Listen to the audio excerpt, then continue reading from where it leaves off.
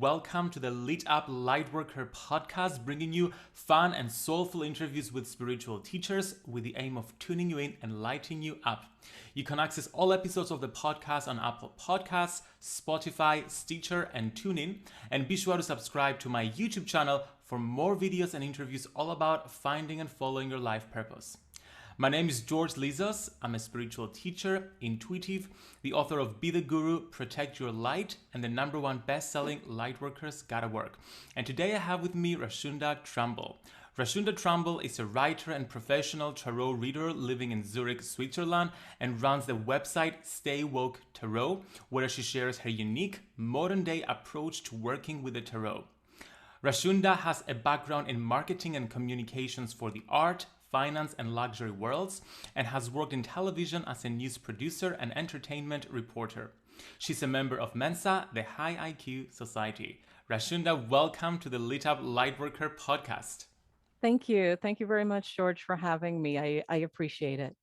I am so excited to have you here to talk about your new book, The Numinous Guide to Tarot, or the Numinous Tarot Guide.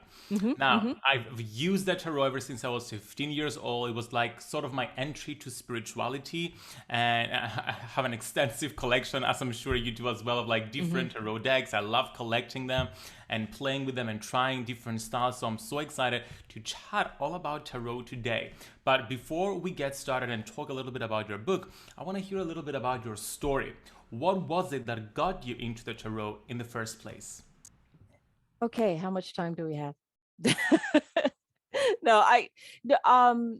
To make it quick and dirty, the way I actually got into tarot was while I was working at a television station in North Carolina in the US, and I had to do a story on, I can't even remember, it was like alternative spiritualities or alternative spiritual practices. And I had an interview with a Reiki practitioner, but she would not let me interview her until she had read my cards.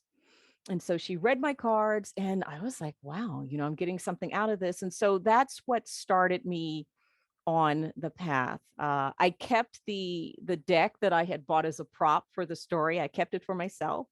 And then I just, I started reading for myself, using it to help me think through situations. I used it for creativity. I also used tarot to look at the energy of particular situations. So that was my start. That was probably back in 1996, I think. So it's been a while. It's been a while indeed, and I'm so interested in finding out, how do you personally use the tarot, and what is the tarot at the same time, and how is the original intention of the tarot merging with your unique approach to using it? Okay. One thing when you talk about the original intention of tarot, if you want to be honest about it, talking about tarot as in tarocchi, as in going back to Italy when it was, when they came up with tarocchi and the tarot cards, it was a game. So if you want to talk about that original purpose, which is, some people may use it as a game, in terms of using it spiritually, like that started like in the 1900s. So it's relatively new in terms of using tarot as a divinatory practice. In terms of how I personally use it, it's sort of I guess it's a cross between a divinatory practice. Maybe you can look at it as sort of a game of life, if you want to think of it that way. So it's a cross between that and also just a way for me to focus. So in terms of how I use it on a day-to-day basis, of course, sometimes I will pull a daily card and pull it face down, not looking, and say, okay, how can I use the energy of this card or the archetype that is featured on this card? How can I use it as a focal point during the day? Other times I will think of a particular situation and say, okay, which card in a tarot deck reminds me of this situation? And I will go in and actually fish out that particular card and work with that card to help me think through a particular situation. So it really depends. I also do spreads. I can do spreads like a SWOT spread, strength, weaknesses, opportunities, and threats if I'm thinking about something for business or for a project. So it really depends on the situation, but I do try to incorporate tarot daily in my life, but I don't pressure myself. And that's something I want to get across to everyone out there. I have encountered folks, especially if I'm doing readings, and I'll ask, hey, do you do tarot for yourself? Yes, but I don't pull a card a day and I'm really sorry. And it's like, if you don't want to pull a card, don't pull a card. It's okay. I'm not going to tell you to go say 10 Hail Marys or anything like that. You'll be fine. So yeah, that's sort of how I use it. I use it when I need it. I love how diverse the reading of tarot has become these days. There are Mhm. different, of course, schools. Some people believe you're supposed to just read the symbolism and the original meaning of the card. Some people have a more intuitive way of reading the tarot. Before we get into that, let's talk a little bit about the actual cards of the tarot. People talk about the major arcana and the minor arcana. What are Mhm. the differences between the two? Okay, a tarot card has 78. I mean, a tarot deck has 78 cards. And as you said, you have the major arcana, the minor arcana. So the major arcana is made up of these archetypes, these cards that people are, if you think of a tarot card, there think of tarot. And even if you don't know that much about tarot, you will probably think of a card from the major arcana, like the Fool card or the Empress card or the Death card. A lot of people don't the Death card in the Rider-Waite-Smith with the skeleton on there. They think of that in the movies. So the major arcana deals with sort of like major overarching life themes, just like what I talked about, the Fool, as in starting out on something. The High Priestess, that's a card getting into your deep inside your spirituality and figuring things out inside. There are other, cards too that fit with these overarching life issues. So that's the major arcana. The minor arcana is made up of suits. And you've got, depending on your deck, if you're using a Rider-Waite-Smith deck, of course, you've got cups, swords, wands, and pentacles. The cups can deals mostly with emotions, feelings, because cups hold water. Then you've got swords, that's air, communication. A sword sort of, cuts through things, cuts through the air. So you have air with the swords. Then you have money, career, sort of solid things, even your body and your health. Wands, that's like for creativity, spark, fire.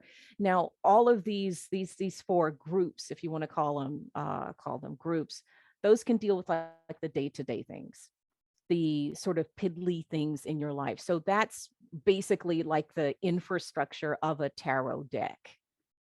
So starting from the beginning, I don't know if that was your question, but that's sort of the Yes. quick and dirty meaning of the quick and dirty meaning in terms of how a tarot deck, how a Rider-Waite-Smith tarot deck is sectioned out. And Now, of course, people, yeah. go ahead. No, I interrupted you. Go Yeah, ahead. we do have the traditional, as you said, the Rider White, and then we have all the different renditions of it.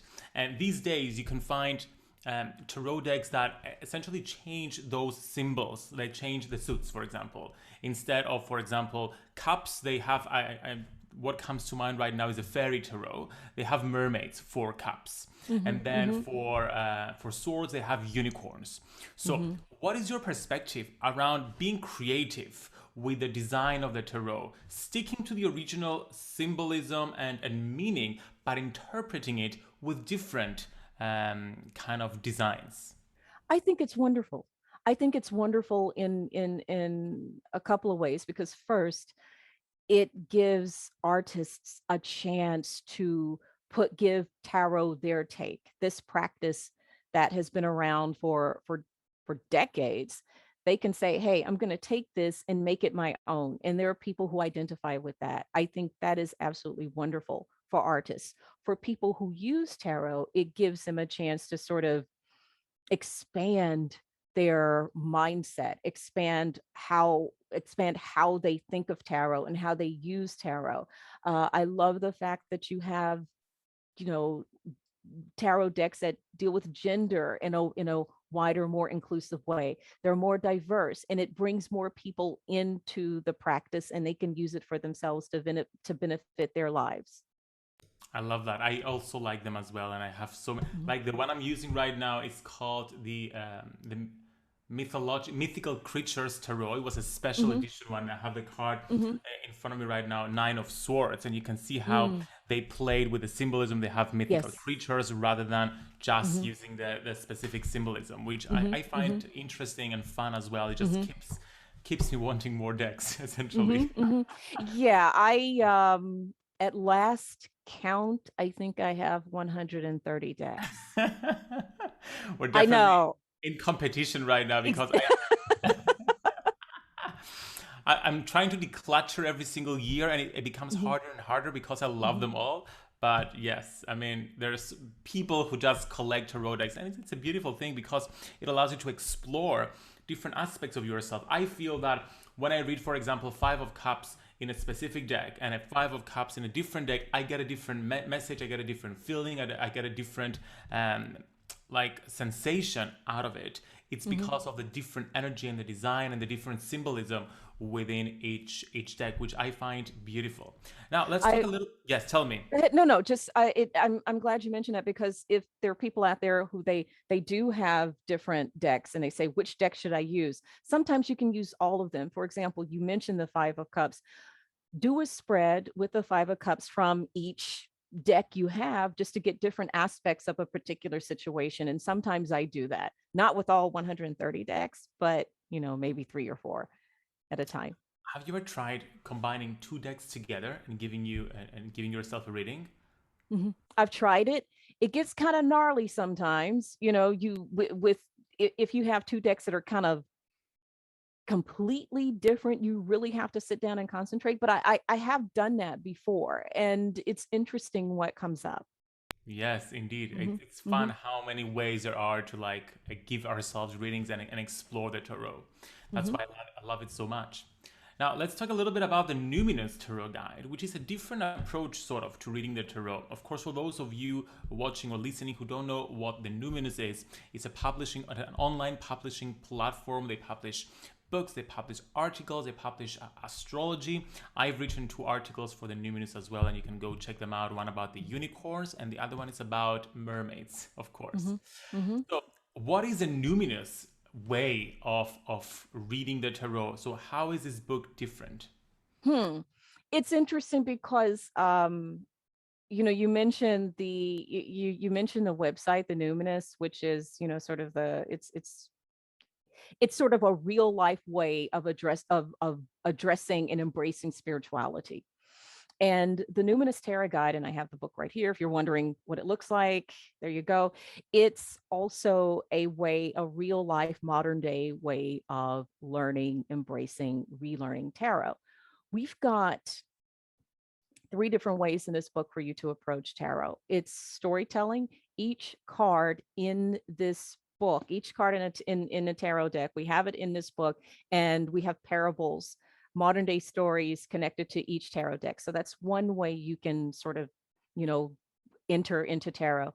The other way is through the actual, the set meaning or the popular meaning of the deck, and then we also of the card, and then we also have journal prompts. So it just depends on whichever way you want to do it. If you want to work with tarot or learn tarot through writing in your journal, you can do that. You can just learn the actual definite meaning, or you can look at a situation or find a situation in a book that is, similar maybe to what you're going through, and you can learn it that way. And that's sort of the modern way of doing it, giving you a choice, but also um, acknowledging that there is a quote unquote history behind these tarot meanings, but bringing everything together. I love the psychological aspect and the self introspection aspect, where it's about looking within and Mhm. using the journal prompts to explore your psychology as a result. This is what I love about the Numinous most, how it's Mhm. bringing everything, as Ruby says, who is the founder of Numinous, in the now age rather than the new age. So it's a different take on it. So beautiful. Now, with regards to interpretation, so there are two schools of thoughts. I see sort of, I'm trying to avoid them, all these fights with people online. You're supposed to read the cards in the specific symbolism, don't ruin the symbolism, stick within the meaning. And there is the opposite school of just go with your intuition, just look at the card and let the card bring up intuitive messages, even though those messages have nothing to do with the original intention behind the card. What is your approach with regards to this debate? I think this debate, do it one way or the other, is indicative of our society where you have to be on one side or the other. I don't do that. I'm too old for that. I don't fight anymore. So that's one thing. I wish it wasn't. I wish we didn't have that fight. Now, with that said, um, people who read intuitively. I actually read intuitively too, but I do think there is value in learning the meanings of the cards. It doesn't mean you have to use that meaning. It just know what you're working with.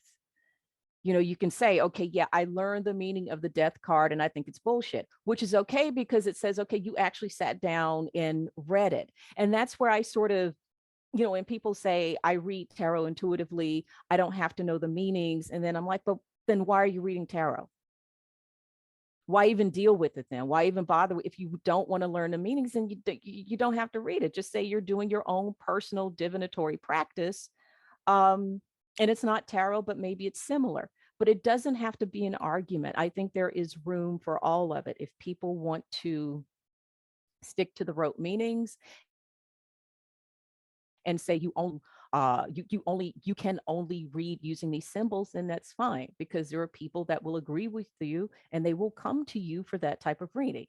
If you are an intuitive reader and you say I only read intuitively, that's fine for you. You do what's comfortable for you. I don't think dictating how people should read with tarot it doesn't get us anywhere in the spiritual community. I 100% agree as well. I believe it's important to know the meaning, but then when you're reading the cards, then you use the meaning that you already know and has become already embodied to read intuitively. So sometimes, for example, I can see like 5 of cups, and it may have a specific traditional meaning, but I see cups, I'm like, okay, emotions, and then it immediately leads me somewhere relating to what I'm talking about, what the previous card was all about, what the next card is all about, what my client is feeling, what I'm receiving from the client. So it becomes more complex and, in my opinion, more interesting as well. So I 100% agree with you. There's no point in fighting over stuff like that. It's all about helping people in whichever way makes sense for each one. Now, Exactly. do you have any favorite and least favorite cards in tarot? Hmm. And what are they? Well, it really depends on what I'm going through. So it's, sometimes, like when I first started reading tarot, of course, I was like everyone else. I hated the death card. It scared the bejeebies out of me. Now I love it because it means something is coming to an end. Thank you, heavens. I can start fresh. It is starting anew. It is part of the cycle. It is showing me that the cycle is turning. So that's why I love the death card. Maybe next year I may not love it so much. It depends. Now I even have a connection with the Hierophant card. I used to despise the Hierophant card because it was about society's rules and, things should be this particular way and you should follow this type of teaching. But then when I developed my personal relationship with the Hierophant card, and it's also about handing down tradition, handing down knowledge. I said, okay, I can do this myself. I have my knowledge. And, this Numinous tarot guide, that is the way of me embracing my Hierophant energy. So I don't know if I can say I have a set favorite card. It really depends on what I am going through. And like the situation that I am in, that if it's a favorite card or a card that I absolutely despise. Which essentially, I guess, has to do with using the cards as guides, essentially. Because Yeah. if you're going through something, you're working with the energy of the Hierophant, whereas you don't just use it to read yourself, but you're working with the actual energy of the card to help you Mm-hmm. create change. Mm-hmm. Mm-hmm. I guess it makes tarot into more than just a divination tool, and more of a like self-introspection change modality, like Hmm. Hmm. transformational tool. I love You know, that. and sometimes, I mean, you can use it as a divination tool or you can use it as an excavation tool. And sometimes I use it as an excavation tool so I can dig down and what's going on down here. Let me see. Let me do some archaeological work and dig up some of these issues. And I use tarot as that also. I love that. Such a nuanced perspective around Mhm, using mhm. tarot. Now, before we end this beautiful conversation, I'm wondering, what is your vision for this book? What is your vision that for this book's change in the world of tarot? Well, I'm not going to sit up here and say this book is going to change your life. It's not that. I think my vision for this book is if there is someone out there that has been sort of curious about tarot and maybe, they've looked at, a couple of books and they didn't really understand the books or the terminology, that maybe they pick this up and they see a life situation that matches what they've been, what they've been through. We write about, I mean, there's stories in here. One is about gentrification. Another one is about, someone coming out of the closet and getting kicked out of their house, and they can see, wait a second, this is my life. Maybe I can use tarot to help me work through some things, to help me, map out some problems or some issues, or maybe even celebrate something. We have a problem, but we can also come to tarot as a point of joy too, just to say, hey, what's going on in my life right now, and do it that way. And that's sort of my hope. I love that. It brings everything to the present moment. It's very recent. It's relatable to what we're Mhm. going through, and it provides a tool that we can use to navigate, improve, and transform our lives. Such a Mhm. wonderful book, Rashunda. Can you please share with everyone where they can get the book from and where can people get in touch with you? They can get the Numinous Tarot Guide. I'll hold it up again. Of course, you can get it on Amazon, but also contact your favorite bookseller, your independent bookseller. You can get it everywhere now. It's out. As we're recording this, it came out in the US and Canada yesterday. So now it is available globally. So just contact your bookseller or go on Amazon if that's what you want to do, and you can order the book. In terms of where to contact me, my website is staywoketarot.com. I give readings. The way you can get a reading from me is to sign up for my announce the open slots. So you'll see when the open slots are, you just go in and you book. I'm also on Instagram too at Stay Woke Tarot. Perfect. And all the links will be available in the show notes below. Rashunda, thank you so much for coming on to the Lit Up Lightworker podcast. And I wish you a wonderful rest of your day.